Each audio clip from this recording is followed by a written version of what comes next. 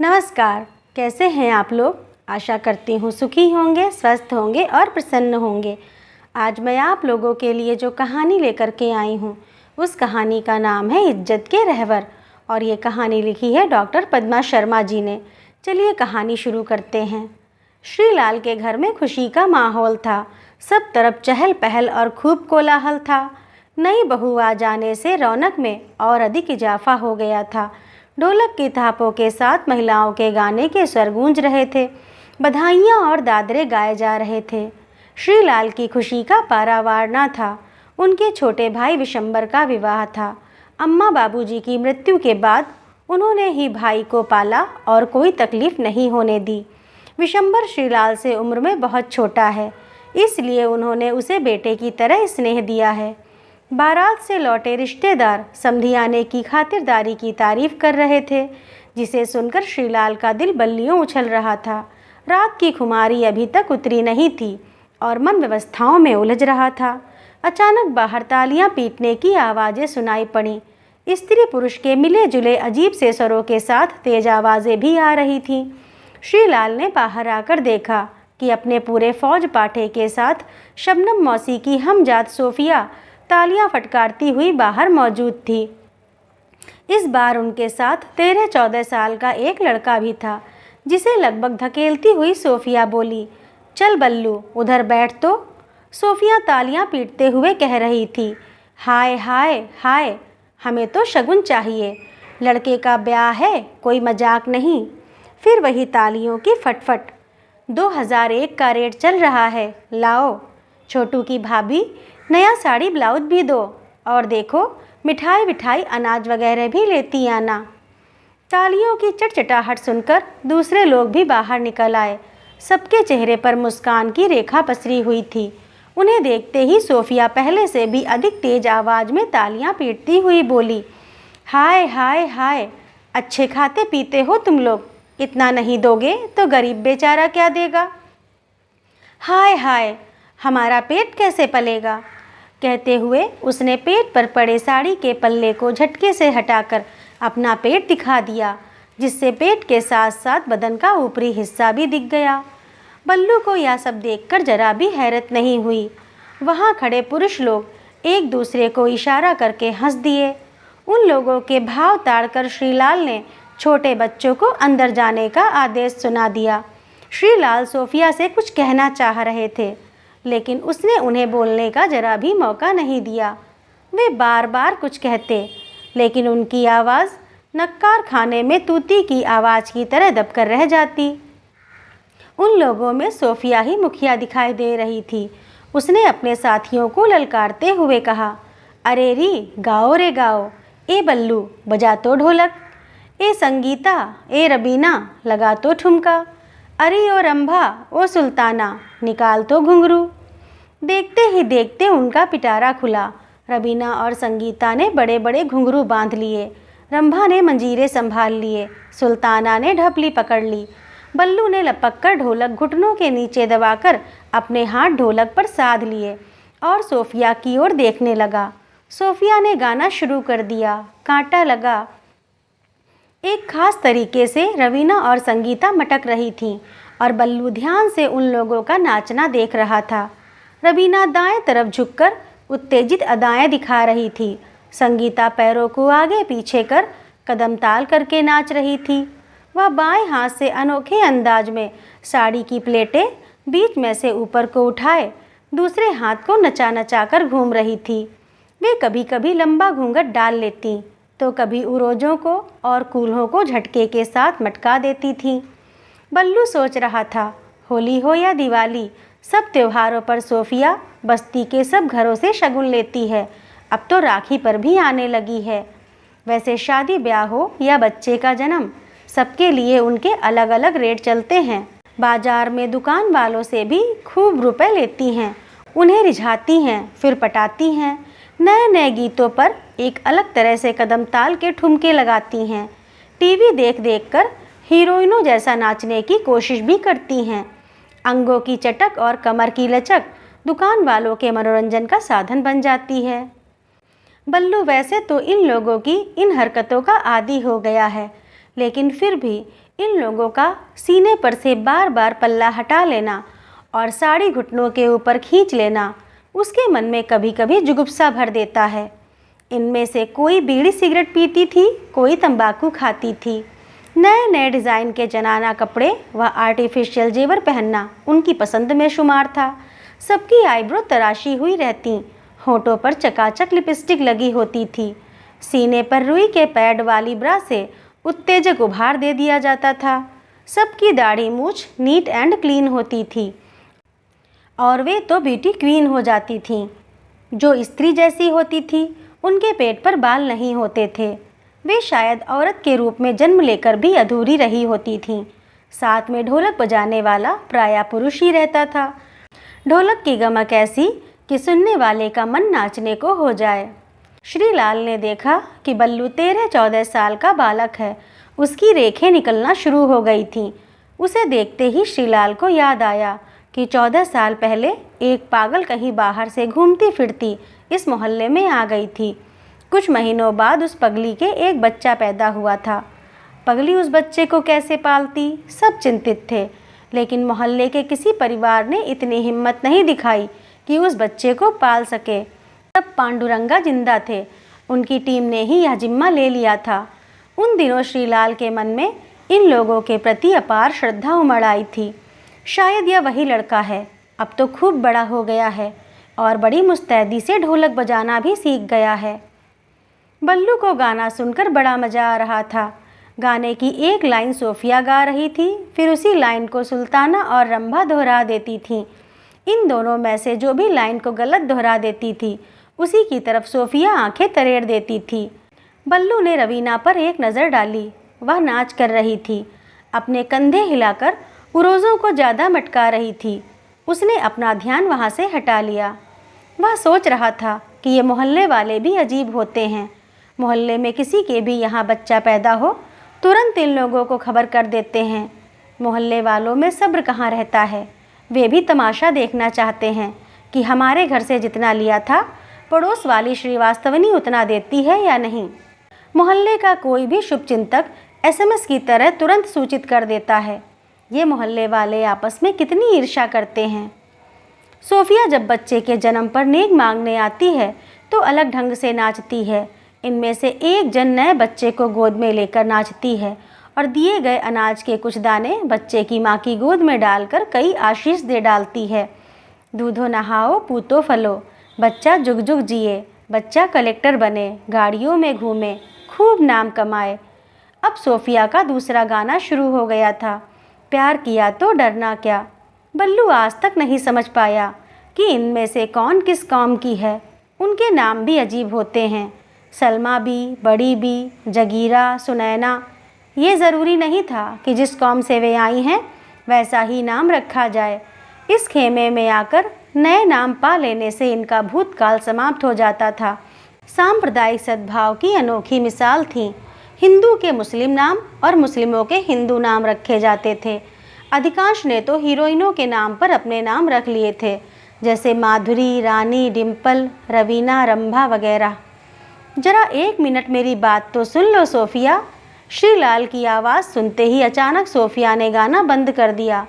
बल्लू के हाथ रुक गए। रवीना और संगीता के भी पैर थम गए। वे कह रहे थे, देखो सोफिया बहन, ये नेक तो ज़्यादा है।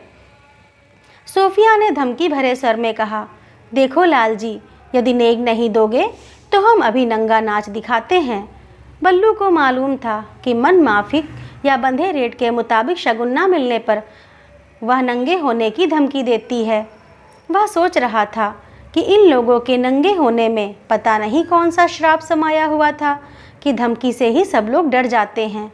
उसने तो कई बार इनको इस मुद्रा में देखा है, लेकिन उसे समझ नहीं आया कि समाज के लोग उन्हें नंगा देखने में कौन सा अपशगुन मानते हैं। इसी बात से रेल में भी ये लोग सवारियों को ब्लैकमेल करने लगी हैं। श्रीलाल ने सभी बच्चों को घर के अंदर भेज दिया था। वे कहने लगे, देखो सोफिया, पांडुरंगा मामू जब तक जिंदा थे कभी यहाँ शगुन लेने नहीं आए। उनके बाद सोफिया बहन तुम वारिस बनी। तुम्हें तो सब मालूम है, इसलिए मामू का धर्म तुम्हें निभाना चाहिए। सोफिया गुस्से में बोल रही थी, हाय हाय, अब वो ज़माना गया, अब ऐसा नहीं चलेगा। उसने तालियों की आवाज़ फटकारी। घोड़ा घास से दोस्ती करेगा तो खाएगा क्या? श्रीलाल ने तर्क दिया। वो हमारी माँ को बहन मानते थे, यही रिश्ता चला आ रहा है। रिश्ते की बात सुनकर सोफिया को तैश आ गया। वह बोली, तुमने रिश्ता माना होता तो हम भी निभाते, रिश्ता तुमने तोड़ दिया है। वह बोली, हाय हाय, शादी का न्योता देते समय हम कोई नहीं थी, हमें भी काट देते तो मानते। उसकी तालियों की आवाज़ फट फट कर गूंजी। वह बोली, अभी तक हर मौके पर बुलावा आता रहा, सो हम भी रिश्ता निभा रही थी। अब तुमने रिश्ता तोड़ा है तो तुम्हें भुगतान तो करना पड़ेगा। श्रीलाल ने बात को टालने के उद्देश्य से तर्क दिया, परसों आ जाना, बहू के लिवैया आएंगे, तुम्हें लड़की वालों से नेक दिला देंगे। सोफिया खींचती हुई बोली, हमारे भी कुछ उसूल हैं लाल जी। लड़की की शादी में लड़की वालों से शगुन नहीं लेते, लड़के वालों से लेते हैं। जिसके यहाँ गमी हो जाती है उसके यहाँ से साल भर तक नेक दस्तूर नहीं लेते। पहली लड़की पैदा होने पर नेक लेते हैं, दूसरी लड़की होने पर जिद नहीं करते, गरीबों को कम पैसे में बख्श देते हैं। बल्लू उन लोगों की जिरह होते देख रहा था। सोफिया को गुस्से में देखकर वह निर्णय नहीं ले पा रहा था कि ये इसका असली रूप है या वो असली रूप था जो सुनामी लहर में बर्बाद लोगों के वास्ते दान देने के लिए कलेक्टर को सबसे पहले 5,000 का चेक देते वक्त दिखा था। और उस दिन सड़क पर खून से लथपथ व्यक्ति को जब कोई नहीं उठा रहा था, उसे सोफिया ही अस्पताल पहुंचाई थी। डॉक्टर से उसने कहा था कि खून की ज़रूरत हो तो हमारा ले लो, लेकिन डर यही है कि कहीं उसे कोई बीमारी ना हो जाए, हम जैसा श्राप ना लग जाए बेचारे को। श्रीलाल ने रिश्ते के अलावा और भी कई हील हवाले दिए, मान मनव्वल किया और माफ़ी मांगी। तब कहीं जाकर उसका गुस्सा ठंडा हुआ। उसने बड़ी मुश्किल से एक साड़ी और 501 रुपये में सोफिया को सहमत किया। अंदर से नई बहू को बुलाया गया। सोफिया ने नई बहू की बलाएं लेते हुए उसे कई आशीष दिए। पांडुरंगा के नाम से बहू के हाथ में 51 रुपये मुँह दिखाई के भी दिए। फिर लड़की की ओर इशारा करके श्रीलाल से बोली, हमारी बिटिया भी सयानी हो गई है, इसके हाथ कब पीले कर रहे हो? अब की बार बुलावा देना मत भूलना। क्या नाम है इसका? श्रीलाल ने संक्षिप्त उत्तर दिया, प्रतिभा। अब तो कॉलेज में पढ़ रही होगी। हाँ। बल्लू ने देखा, नई बहू से सटकर खड़ी प्रतिभा शर्म की गठरी बनी जा रही थी। वे लोग आपस में मस्ती करती लौट पड़ी। 2 महीने बाद की बात है। अगस्त का महीना शुरू हो गया था। पानी जोर से बरस रहा था। रात में बल्लू दालान में सोता था। पहले वह सब लोगों के साथ सोता था। सभी लोग उसे अपने पास लिटाने को आतुर रहती थीं। शुरू में तो वह समझता था कि सब उसे बेहद प्यार करती हैं, लेकिन धीरे धीरे उसे महसूस होने लगा कि रात में उसके शरीर पर उन लोगों के हाथ रेंगने लगते हैं।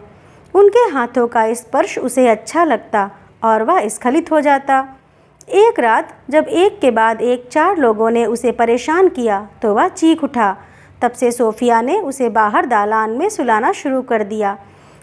उसने सबको हिदायतें भी दे दी कि वह पांडुरंगा की अमानत है, इसलिए उसे अपनी टीम से अलग करना नहीं चाहती। अन्यथा अब बल्लू की उम्र अलग रह कर के खाने कमाने की हो चुकी है। उसने गुस्से में कहा कि बल्लू के साथ किसी ने भी बदसलूकी की तो मुझसे बुरा कोई नहीं होगा। उसे रात्रि में अब भी कमरे से कई तरह की आवाज़ें सुनाई दे रही थीं। उसका मन हुआ कि वह किवाड़ की दरार से झांके, लेकिन उस रात की घटना याद आते ही वह पस्त हो गया। दोपहर का समय था। बल्लू का नियम था कि पास की गली में नुक्कड़ पर बने होटल पर चाय और टोस्ट खाता था। आज कुछ ज़्यादा ही बारिश हो रही थी। वह चाय पीने चल दिया। आज होटल बंद था। निराश होकर वह लौट ही रहा था कि उसने देखा श्रीलाल की बेटी प्रतिभा कॉलेज से आ रही थी। वह छाता लगाए थी, लेकिन फिर भी भीग गई थी। उसके कपड़े बदन से चिपक गए थे। घर जल्दी पहुंचने के चक्कर में वह गली में घुस गई। उसी समय उसने देखा कि प्रतिभा के मोहल्ले का लड़का छिंगा भी पीछे पीछे गली में चला गया। बल्लू निरपेक्ष सा घर लौट आया। शाम हो चली थी। टीम की सदस्य घर लौटने लगी थीं।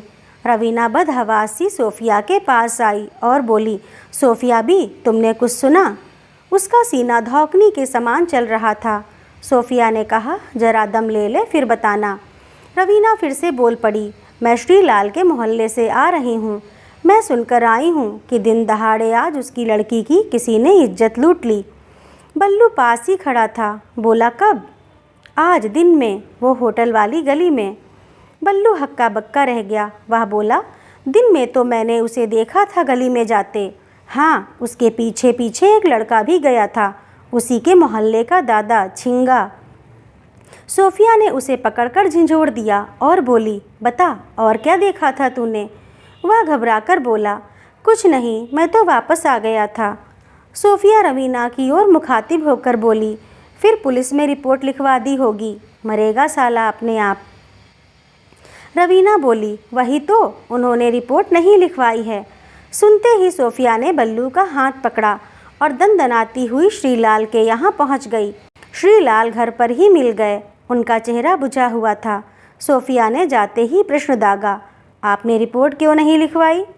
श्रीलाल पहले तो चौंक गए कि इन्हें कहाँ से मालूम पड़ गया। फिर बोले, देखो, जो होना था सो हो गया। अभी तो बात घर की घर में है। पुलिस में जाने से बात पूरे शहर में फैल जाएगी, फिर उससे शादी कौन करेगा? सोफिया ने कहा, बात घर की घर में नहीं रह गई, पूरे मोहल्ले में खबर हो गई है। लड़की की इज्जत की चटकन और थाली की खनक सबको मालूम पड़ जाती है। बल्लू ने देखा प्रतिभा चुपचाप बैठी है। सोफिया ने प्रतिभा से पूछा, क्यों, छिंगा ही था ना? उसने हाँ में सिर हिलाया और उसकी आंखों से आंसू बह निकले। सोफिया ने श्रीलाल पर जोर डालते हुए कहा, देखो लाल जी, बल्लू देगा गवाही। चलो तुम रिपोर्ट लिखवाने चलो। श्रीलाल ने कहा, देखो सोफिया बहन, होना हवाना कुछ नहीं है, वो गुंडा बदमाश है। सोफिया उलाहना देने वाले स्वर में बोली, तुम लोग औरतों को आगे बढ़ाने की बातें तो बड़ी बड़ी करते हो, लेकिन जब कुछ करने की बारी आती है तो पीछे हट जाते हो। सच्ची बात यह है कि आज भी तुम्हारी मानसिकता नहीं बदली है। श्रीलाल टस से मस नहीं हुए। सोफिया पैर पटकती घर वापस आ गई। घटना के 5वें दिन होटल वाली उसी गली में छिंगा बेहोश पड़ा मिला। पुलिस आई, तफ्तीश हुई और उसे अस्पताल में भर्ती करा दिया गया। जल्द ही यह खबर सब जगह फैल गई कि किसी ने उस लड़के का गुप्तांग काट दिया है। यह खबर मिलते ही सोफिया की टीम अस्पताल जा पहुंची। उसकी हालत ठीक नहीं थी। सोफिया ने डॉक्टर से बात करके पता लगाया कि 15 दिन में आराम मिल जाएगा। ये 15 दिन उन सबको खूब ज़्यादा लगे। सोफिया बीच बीच में छिंगा को देख आती थी। जिस दिन वह स्वस्थ हुआ, सोफिया पूरे फौज पाठे के साथ अस्पताल पहुंच गई। अब वे लोग उसे अपनी बिरादरी में शामिल करना चाहती थीं। पुलिस दरोगा ने सोफिया से कहा, हमारी तफ्तीश चल रही है, इसलिए वह अभी अस्पताल में ही रहेगा। यह सुनकर सोफिया मायूस सी हो वापस आ गई। सावन का महीना शुरू हो गया था। सभी लोग अलग अलग मोहल्ले में उगाहनी के लिए निकल गईं। सोफिया बल्लू को साथ लेकर श्रीलाल के मोहल्ले में चल दी। सोफिया श्रीलाल के घर राखी का दस्तूर लेने आई। श्रीलाल घर पर ही मिल गए। उन्होंने भेदती निगाहों से पूछा, सब लोगों को शक है कि तुम लोग बिरादरी में अपनी संख्या बढ़ाने के लिए लोगों के अंग भंग कर रही हो। सोफिया बड़े ऊंचे स्वर में बोली, नहीं लाल जी, हमारी संख्या तो ईश्वर बढ़ाता है, खुदा ना करे वह और अधिक संख्या बढ़ाए। हमें कितना कष्ट है इस योनि में होने का, ये तो हम ही जानती हैं, जिसके होने पर ये नाश पीटे दम भरते हैं और हमारी बहू बेटियों की इज्जत से खेलते हैं। बल्लू को याद आया कि उस रात तेज बारिश में सोफिया 5-6 लोगों को लेकर कहीं जा रही थी। उसने भी चलने की जिद की थी। होटल बंद हो गया था। उसे होटल की बेंच पर बिठा दिया गया था। सुल्ताना और रंभा एक लड़के को घसीटती हुई गली में ले गई थीं। वह भीगता कांप रहा था। अचानक गली से तेज चीख आई। कुछ देर बाद वह सभी वापस आ गई थीं। उसने कई बार पूछा था कि क्या हुआ, ये चीख कैसी थी, लेकिन उसे कुछ नहीं बताया गया। आज उसे समझ आया कि क्या माजरा था। बल्लू अंदर ही अंदर भुनभुनाने लगा कि इन लोगों ने उसे अभी तक अपनी जमात में शामिल नहीं किया है। बल्लू देख रहा था कि सोफिया आज दूसरे ही अंदाज में थी। इस बार ना कोई तालियों की फटफट थी और ना ही हाय हाय के स्वर। सोफिया के चेहरे पर कई भाव आ जा रहे थे।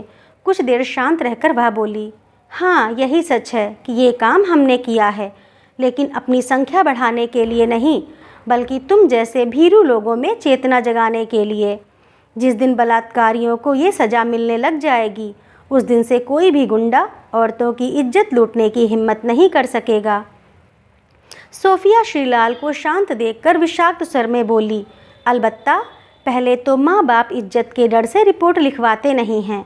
यदि रिपोर्ट लिखवा भी दें तो केस साबित नहीं हो पाता। रुपयों की भरमार से सबूत के बिना केस रफा दफा हो जाता है। यदि जुर्म साबित हो भी जाए तो कितने साल की सज़ा होगी? 5 साल की, 7 साल की, बस। जमीन पर हाथ मारते हुए वह बोली, हरामियों को ऐसी सज़ा मिले जो हमने दी है, तो कोई बहू बेटियों की तरफ आंख उठाने की हिम्मत ना करे। यह सुनकर बल्लू के मन में आए उन लोगों के प्रति क्रोध, नफरत और उपेक्षा के भाव सब कुछ समाप्त हो गए। उसे लग रहा था कि संवेदना इन लोगों में है जो दूसरों पर आश्रित रहते हैं। संवेदना श्रीलाल जैसे लोगों में नहीं है।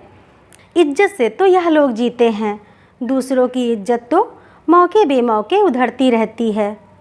तो दोस्तों, कैसी लगी आप लोगों को डॉक्टर पद्मा शर्मा जी की यह कहानी? अगर अच्छी लगी हो तो लाइक करिए, शेयर करिए और ऐसी ही और कहानियों के लिए मेरे चैनल को सब्सक्राइब करिए। और हाँ, always respect to third gender, हमेशा इनका सम्मान करिए, क्योंकि ये पहले से ही सताए हुए हैं। ईश्वर का श्राप इन्हें पहले से ही लगा हुआ है, तो हम इनकी बेइज्जती करके इन्हें और दुखी क्यों करें। धन्यवाद।